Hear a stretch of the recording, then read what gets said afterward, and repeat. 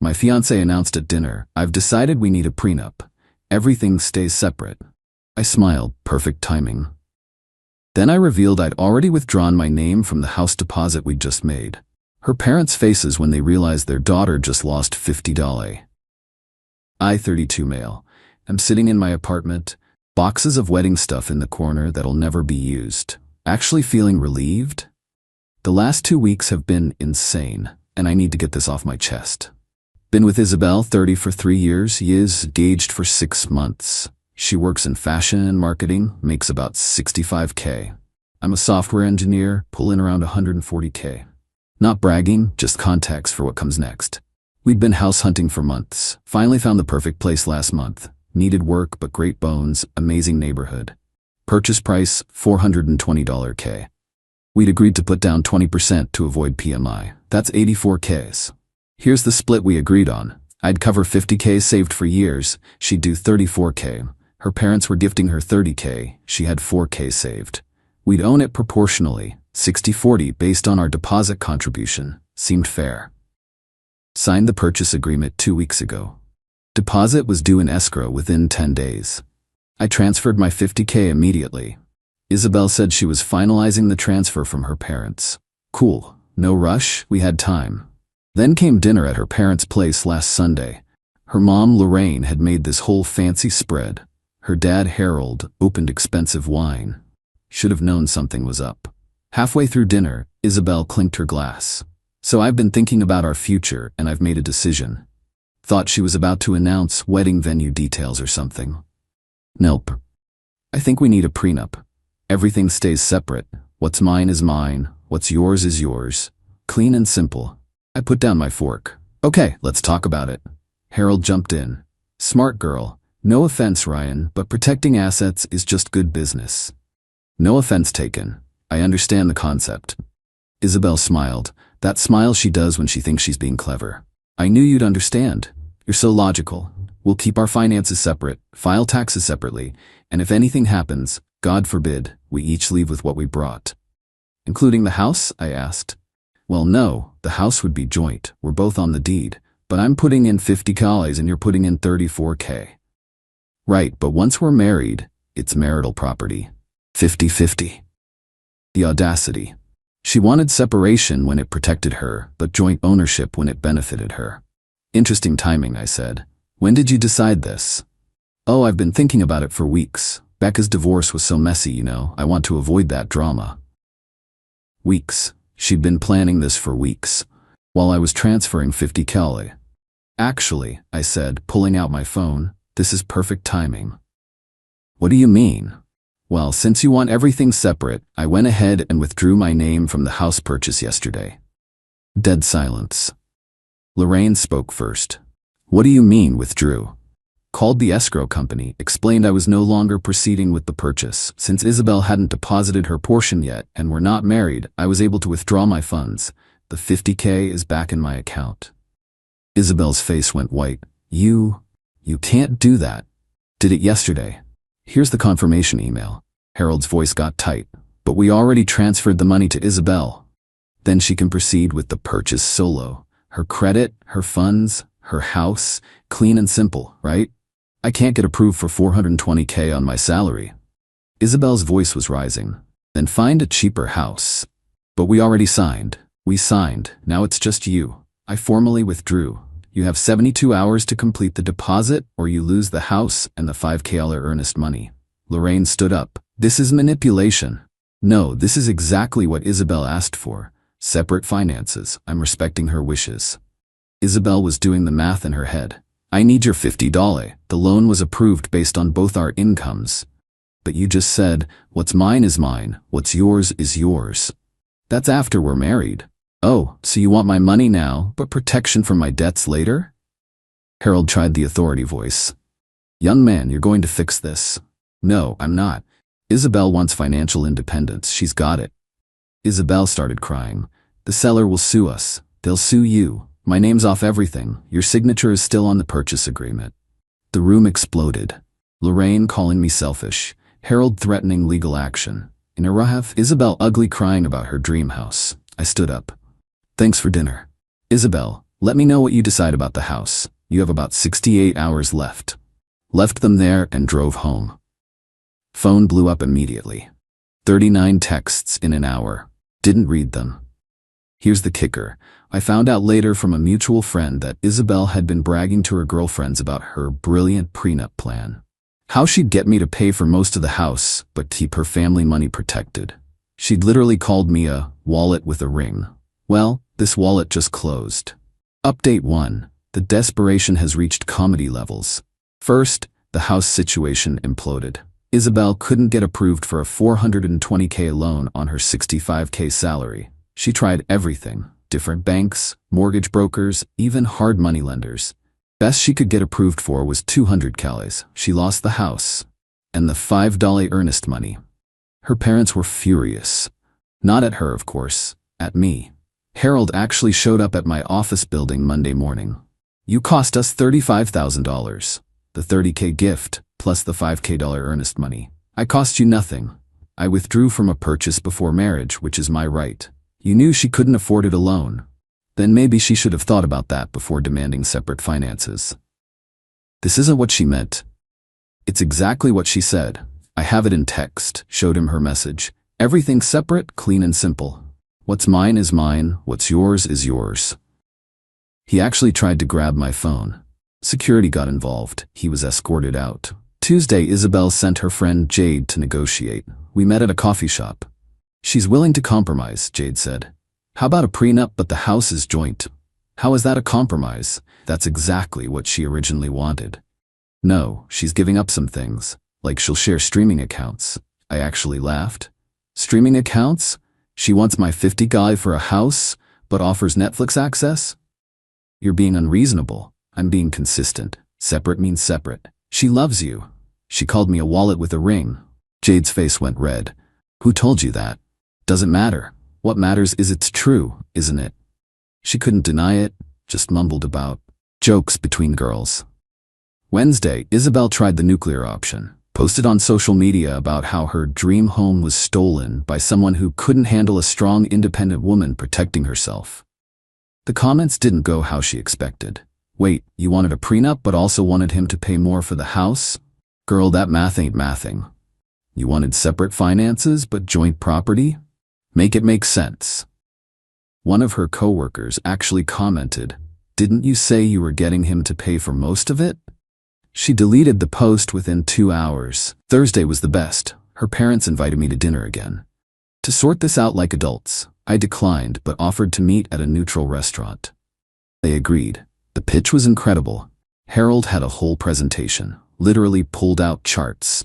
Here's what we propose. You and Isabel buy a house together. You put in $50K, we put in $30, but it's 50-50 ownership. So I pay 62% but own 50%. It's about building a future together. With separate finances, as Isabel demanded. Lorraine tried emotional manipulation. Don't you love her? Don't you want her to be happy? I wanted a partner. She wanted a wallet. That's not love. Isabel had been quiet until now, then she exploded. You humiliated me. Everyone knows you pulled out of the house. You humiliated yourself with that prenup ambush. It was for both our protection. No, it was for your protection while using my money.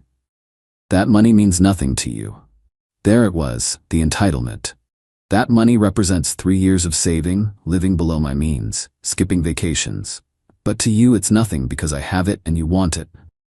Harold tried one more angle. What if we paid you back over time? Pay me back for what? I haven't given you anything. For your part of the house. What house? The one we didn't buy? The one Isabel couldn't afford alone? They left in a huff. Friday, got a formal letter from a lawyer.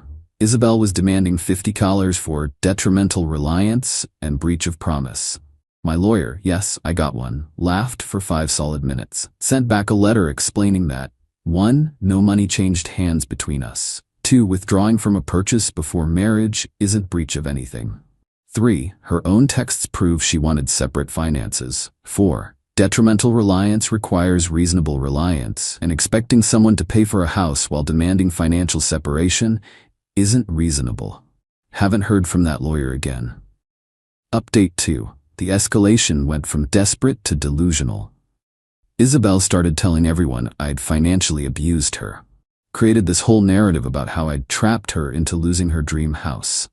Conveniently left out the prenup ambush. Her flying monkeys came out in force. Her book club friends, yoga squad, even her hairdresser messaged me about doing the right thing. My response was consistent. She wanted separate finances. She got them. Then she made a tactical error. She went to my mother. Now my mom is a retired family court judge. She's seen everything. Isabel thought she could manipulate her with tears and sob stories. Mom called me afterward. That girl is something else. She actually said, and I quote, "I just wanted to protect myself while building our future with his money." Does she hear herself? What did you tell her? That she should be grateful you showed this much restraint. In my courtroom, I've seen men lose much more to much worse. But the real drama came when Isabel tried to salvage something from the mess. She found another house, smaller, $250K in a less nice area. Wanted to restart our plans. Texted me. Found a cute starter home. You could put down 30 gale, I'll do 20K. Fresh start? We're not together anymore, Isabel. What? Because of one fight? Because you showed me who you really are. I'm trying to compromise. You're trying to get my money, again. She showed up at my apartment that night, with her parents, and a realtor. They'd printed out listings. "We can tour tomorrow," she said, like nothing had happened. "Isabel, we're done. The wedding is off." That's when it hit her. Really hit her. "You're serious? Over a house? Over the prenup ambush? Over calling me a wallet with a ring? Over trying to use me while protecting yourself?" Harold stepped forward. "Now listen here. Sir, you're trespassing. Leave now or I call the police."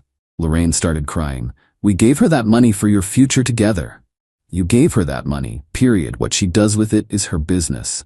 The realtor, clearly uncomfortable, tried to leave. Isabel grabbed her arm. "Show him the listings." The poor woman looked at me. I shook my head. She fled. Isabel went full meltdown. "I did everything right. I was protecting our future." "You were protecting your future while spending my present." "That's what smart women do." "Then be smart with someone else's money." They left after more screaming. Several neighbors witnessed it. Building management sent me a letter about disturbances. I sent them the security footage of 3 people forcing their way into the building and camping outside my door. They sent Isabel a formal trespass warning. Final update. The aftermath was spectacular in its stupidity. Isabel tried to keep the wedding venue, thinking I'd cave and come back. Sent me an invoice for my half of the deposits, $8. I replied with screenshots of her everything separate texts. She lost those deposits too. Another $16K gone. Her parents had paid after the house fell through, thinking we'd reconcile. The engagement ring became a battle. She demanded I let her keep it since I'd humiliated her. Legal question. Who keeps the ring when the engagement ends? Answer. Depends on the state, but here, it's a conditional gift. Condition, marriage wasn't met, ring returns to giver. She refused to return it. I had to get a lawyer involved. She finally returned it, but had tried to swap the diamond for a fake. I had it appraised before giving it to her, and after getting it back. Caught red-handed. Her parents threatened to sue for the swap. I threatened to press charges for theft. Ring came back real quick after that. But here's the karma kicker. Remember that $30K her parents gave her? Well, the IRS has gift tax rules. Since they gave it to her, not to us as a couple, and it exceeded the annual exclusion limit, they owed gift tax on it. About $4K they hadn't planned for. Plus, Isabel had to pay income tax on it, since she couldn't prove it was for a home purchase. No house was purchased. Another $6K. So their $30 gift cost them almost $40K total and bought nothing. Isabel's now living with her parents. Lost her apartment because she'd given notice thinking we'd be moving to the house. Still posts about surviving betrayal and rising above toxic relationships. Last week, a mutual friend showed me her dating profile. It says, looking for a real man who isn't threatened by successful women. Must be financially stable and generous. The friend said she's been on dozens of dates. Moment she mentions wanting a prenup, but expecting the guy to pay for dates, dinners, trips, they leave. One guy apparently told her, "You want a sponsor, not a spouse." She complained to her friends that men today can't handle independent women. Jade, the friend who tried to negotiate, actually reached out to apologize. Said she didn't know about the wallet with a ring, comment, and other things until after. Apparently, Isabel had been planning this for months. Get me to buy a house, then prenup after to protect her asset value increase. The house we were going to buy sold to another couple for 400 TL. Under asking. We would have gotten a deal. But we was never real. It was always me funding her dreams while she protected herself. My mom summed it up perfectly. She wanted a donor, not a partner. Thank God you found out before the wedding. I'm doing fine. Took that 50K and invested it, already up 8%. Dating isn't even on my radar right now, but when it is, I'll be looking for an actual partner. Someone recently asked if I regret how I handled it. Honestly, my only regret is not seeing it sooner. The entitlement was always there. The way she'd say you got this whenever bills came. How she'd plan expensive trips, then look at me expectantly. The time she said, "What's the point of having a boyfriend who makes good money if he doesn't spend it?" I thought it was jokes. It wasn't. She wanted my wallet but not my name. My money but not my problems. My assets but not my liabilities. She wanted, what's mine is mine, what's yours is ours. Instead, she got exactly what she asked for, complete financial independence. From me. Forever. Edit. Since people keep asking, yes, the prenup conversation was real. Yes, she actually said those things in front of her parents. No, I don't think all prenups are bad. They can protect both parties. But using one to scam your partner while spending their money? That's just trashy.